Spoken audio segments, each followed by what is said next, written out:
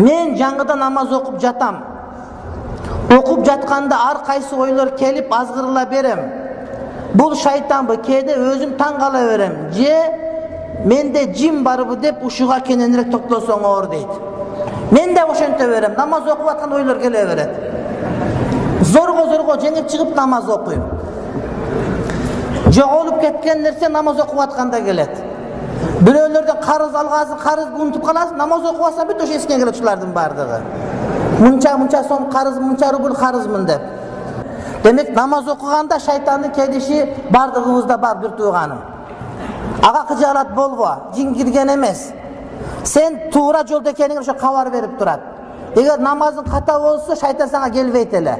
Демек намаз окуп атканда ой келип атса, Самарканга 8 жол, Ошко 10 жол барып келип атсаң оюңда.